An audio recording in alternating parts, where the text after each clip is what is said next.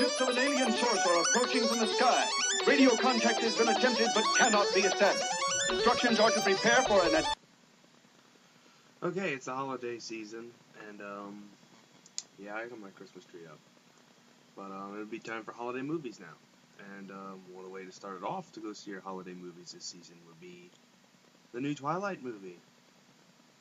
Now, I just got back from seeing the Twilight Saga Breaking Dawn Part 1. And I gotta say, it's the second worst Twilight movie. The first one being New Moon. I don't understand why these were made in the movies. I can see why Harry Potter is, but I still think that books are not intended to be made into movies. Simply for the fact that they're going to do so bad. Like, because they don't accurately depict the whole book. Books are meant to be made in your mind to think about what's going on in the story, not be put on the big screen. Movies are a different story. But anyways, Breaking Dawn is about Bella marrying Edward.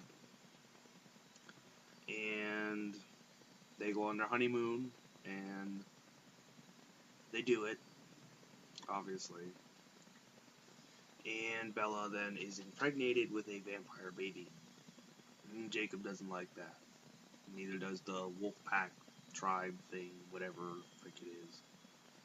But the problems I had with this movie were that I think the first hour of the movie was the longest hour I've ever sat through.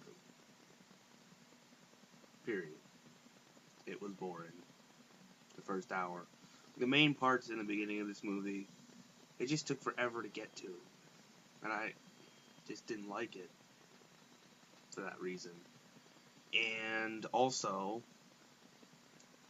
what I thought was wrong about the movie was the acting. I don't care for the acting in these movies. They're never really exciting. And the movie experience was pretty bad. Like, the first minute, I think, of the movie, you see Jacob storm out of his house, and he has the wedding invitation in his hand, and he runs off, he takes his shirt off, and then all these girls are freaking out. Whatever. And then during the movie, and one of the parts that I'm not going to say, because if you do decide to see this movie, it would ruin it for you. These girls are crying. People are crying in the theater. It's not okay for a grown man like me to cry during Toy Story 3, but it's okay for people to cry during Twilight. Whatever. But the ending, since it is a part 1, I'm going to say this ending had me on the edge of my seat. Well, not necessarily. I never read the book, so it doesn't really matter. But I knew it was going to happen. But the ending of this movie was pretty wicked. I think that ending was better than the ending of Harry Potter and the Deathly Hallows Part 1 in my book.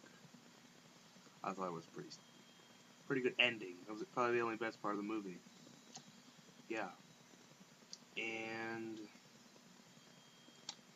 I think I'm going to have to give Twilight Saga Breaking Dawn Part 1 2 out of 5 stars. Just for the fact that it was just boring, I thought. And it could possibly be one of the worst movies of the year. But I haven't found a movie as bad as Transformers Dark of the Moon yet. So that's my review for Breaking Dawn. And next time we should have a review for the Muppets. Pretty excited about that. So until then, this is 93 Dark Knight, your movie critic.